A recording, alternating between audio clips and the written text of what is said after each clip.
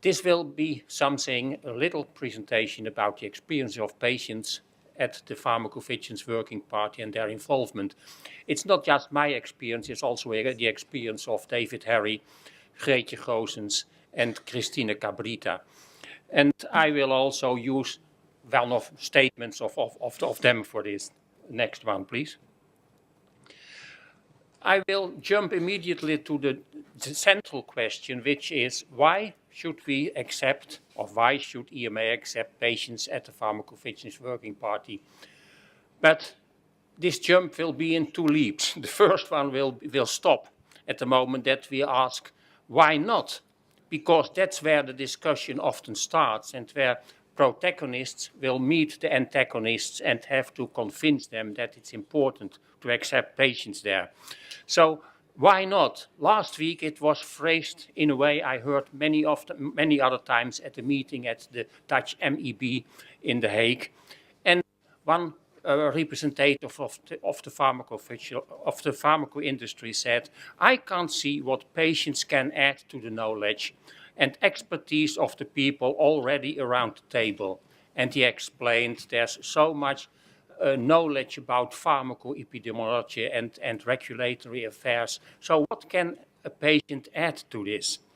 And I must say that I understand that answer and that question.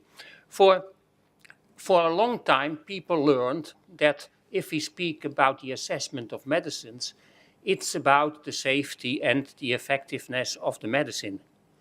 The real thing, however, and we learned it only the last 10 years, the real thing, however, is that it's about the use of medicines by people, by patients. And that's quite a different story. And there the patient comes in with its unique expertise of living with a disease and understanding the role of a medicine in one's life. And that's important information and important addition that's not already available, despite all the expertise there is there. And I can't offer more there on pharmacoepidemiology, of course, but I can offer my experiences. And I must say, in the past, I didn't see this as a big point, but I've learned that it's even maybe as important as the unique expertise. It's the transparency and building trust in society. For too long, MEBs, agencies have worked with their back to society. Yet, if society want to accept their decisions, they have to understand what's going on there. And as long as you have the feeling that you are not accepted, there will be all kinds of theories about conspiracies, like EMA is there to protect the interests of the pharmaceutical industry. Just one example how this works when people come in and see what's really happening there. Christine Cabrita, she had her first experiences last month at the May meeting. And after the 3 days, we had lunch together and I asked her, what are your first impressions? And her first one was, of course, the complexity, but I will come on this. But her second one was, I was amazed to see that in all discussions, it was so central, the interests of the patients and not the pharmaceutical industry. And I must say, I didn't expect that. And if someone like Christina from Beuk says something, it's has much more impact in society than when Noël tells this. Sorry, Noël, it is how it is. Next one, please. So to give an impression about what we are speaking is, I give you an impression of the composition of a regular Pharmacovigilance Working Party meeting. And that's every month, 3 days from Monday to Wednesday. And I must say, these are intensive days. If I speak about the day, for instance, like a regular Tuesday on the Pharmacovigilance Working Party, it means that June is driving us from, let's say, 8 to 9 in antemeridium till, for many people, 8 in the evening. So not like the kind of days we have here, which are almost semi-holidays. And there are constantly changing agendas. The first 2 days, mostly, almost some 30 plus items on particular medicines. And this is about signals, conclusion of assessment reports, CHMP questions, adoption of reports, etc., etc. I could speak a very long time about it, but there's not no time for it. Then on the third day, they're mostly policy and regulatory affairs, and what you must think about is updates on this ICH and things like that. And around the plenaries, you all have all kinds of side activities, many drafting groups, video conference with the FDA, working groups on all kinds of activities and items, etc., etc. Let's go on to the next one. So that's the question, what can patients offer? Very important is, of course, the fact that if we speak about benefits and risks, that patients can bring in their own perspective. What do patients want from medicines? What do they expect from medicines? What they accept from medicines? And it's often said that patients want to accept more risks than doctors, for instance. That's only partly true, of course. They want to take a lot of risks when there are no alternatives, and they know that they are dying anyhow, things like that. But in many cases, they will accept even less risk than the doctor when they can't see what the benefits are for them. And there is the readability of e-pass. Every time there is an assessment report from one of the member states, there will be a discussion whether this has to lead to a change in the SMCP. And if that is so, there will also be a discussion about a change in the e-pass, the pills, and sometimes of the text of the packages. And there the patients can bring in his advice, of course, about how you can improve readability, what patients will see when they see the words and the language proposed, etc., etc. The same with discussions about the need for DHPC, a dear health professional communication. And also there are discussions about the language. Patients can have an important role there. And of course there are the discussions about policy and regulatory issues. Next one. So my assessment of the experience is that the first meeting is a kind of a nightmare. There's the complexity of the agenda, I spoke about it, the jargon, like you heard here too, and you are missing the context. For many of the items are coming back again and again, and you step in a process that's going on sometimes for years. But this is not just so for patients, of course. I heard from all regulators around the table that they started in the same way and didn't understand what was going on there. After some time, it becomes better, and because you heard that there was a discussion last month, 3 months ago, 4 months ago, and so you can step in the process. So the understanding level of discussions is not a problem, and you can see I'm a perfect example of this. If I understand it, most of the people will do. And patients and regulators can benefit from each other's knowledge. Let me give just one, because of time restraints, only one personal experience. What I learned is that, let me start at another point. When I'm at home and I look television, there are consumer programs and speaking, for instance, about the use of medicines. And mostly it's not in a positive way. And mostly it's very clear there.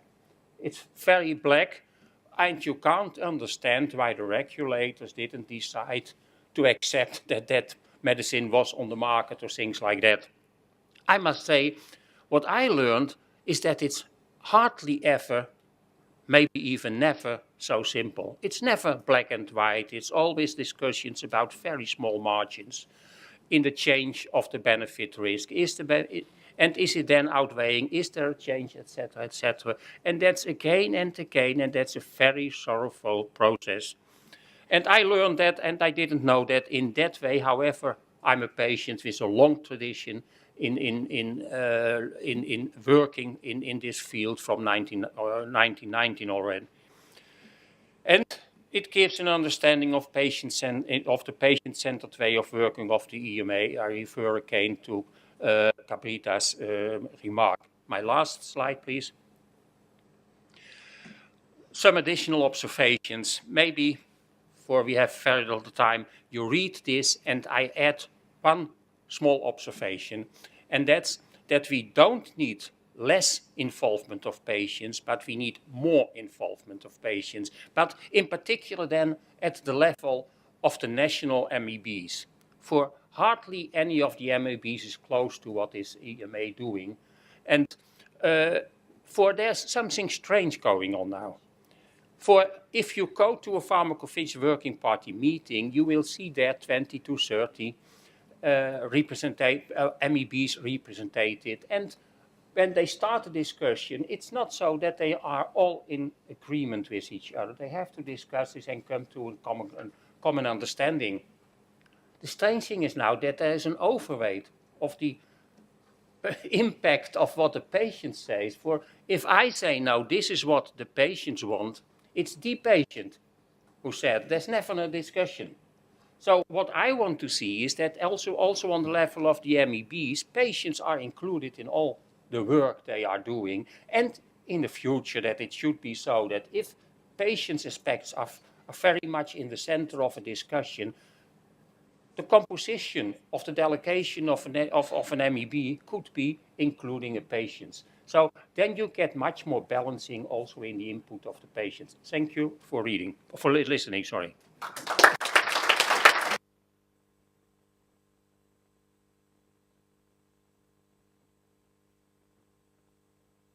Albert, we have time for some questions. Yes, please. Sebastian Horn, Sandus International. My question is, I think to Roberto, I think, are there any timelines envisioned for the PRAC in terms of decision making, and also is the PRAC, let's say, interested in implementation timelines of decisions? You start, Roberto. Yeah, of course. All the timelines are described in the legislation. And if you were referring more to the practical terms, we are sort of envisaging that the meeting will take place probably sometimes before the CHMP in order to transmit to them and to the other committees the recommendation that can be then confirmed or rejected, or probably not, of course, but evaluated, let's say. We will be working according to timelines that will have to take into account the fact that there is the interaction with the CHMP. We have not, I mean, what you have seen today is our first proposals, which have not yet been discussed in depth, I would like to say. So it gives you a flavor of our current thoughts, and we have to see how we can streamline the interaction, certainly between the two committees. Also, we'll hear that later on about public hearings, so that may influence as well the whole way that the PRAC may be operating. So these are first thoughts, and of course, anything that comes back today, we will take that into account during the further finalization of our proposals. Yeah? Marita Schmigelo from Novo Nordisk, representing Europa Bio. I have a question regarding to Albert regarding you mentioned that it's not about less information. No, it's about more information. Could you elaborate a little about this regarding that, which is also within the pharmacovigilance legislation, is that the product information will be up for review. And we are constantly from industries really trying to reduce the information as much as possible. But what is it you would like specifically to be more information about? Albert? I think the question was put to Albert, no? Yes, to Albert, sorry. I must say that I do not remember that I spoke about more or less information, but more or less involvement. And that's something different. Sorry if I have misunderstood you. Perhaps it's not so much an issue about more or less information, it's about better information. Yeah. I would say, and perhaps better targeted, and certainly where we can do a lot of improvement. Lisa Murphy from Eurordis, a European Organization for Rare Disorders. And PRAC's responsibilities include communication of risk. So I was wondering if you could elaborate a little bit more on that, because I understand that PrAC takes the help from other parts in EMA and how patients and consumers are involved, because it's very, very difficult to communicate risk. Well, I will have I'm looking around. Nobody seems to be interested. I mean, at the end of the day, because the PrAC gives a recommendation on the topics for which it is involved. At the end of the day, those recommendations go into a wider context, which is either the CMD revised or the CHMP, which will have to consider the benefit risk. So at the end of the day, we're talking about benefit risk. And of course, the PrAC will have to give its opinion, take into account its particular legal mandate. But that needs to be seen at the end of the day in the context of a benefit risk assessment. We cannot only talk about risk without seeing also the benefits. And that's like talking about safe medicines. Safe medicines do not exist. You have medicines with a positive benefit risk balance, which can change over a period of time. And we should not forget that. Let's give a little supplementary answer. Sorry, Peter Arnold from the Medicines Agency. If you think about risk minimization, for most risk problems with medicines, the main risk minimization activity that's undertaken is actually communicating that risk and how to avoid it to patients, healthcare professionals, etc. And if you look at the discussions in the current Pharmacovigilance Working Party, a lot of the discussions are how can we communicate this risk in order that patients can make informed choices, pharmacists and doctors can prescribe and dispense better. So it's in that context, I think, that it's really important that this new committee does have expertise in how do we get messages to the right audience and make sure that they're understood. One of the other features that's in the mandate of the new committee, and also is a legal obligation on the national and the European medicines agencies, is to ensure that risk minimization is effective. Now that really is a very challenging mandate, but at the end of the day, that's about making sure that messages are received, understood, and for really important issues are actually changing behavior. And to have the relevant expertise in the committee will be really important in supporting that activity. Other comment? Yeah. Hildrun Sunset from the European Institute of Women's Health. So first of all, I would really say how pleased I am about the post-authorization safety studies on pregnant women and lactation. I think that's very, very much appreciated by a group like ours, because we often get questions from women, you know, the drug wasn't studied in our group, so what are the safety and issues? So obviously you're collecting pharmacovigilance data according to sex. And then that brings me to the next very basic question. Is it also reported according to age groups? Because that's obviously very relevant too, because risks are different in different age groups. And as we go towards the older population, the risk balance may change. Okay, does anyone from the panel, Peter or June or Dolores, want to? I'm happy to, if you like.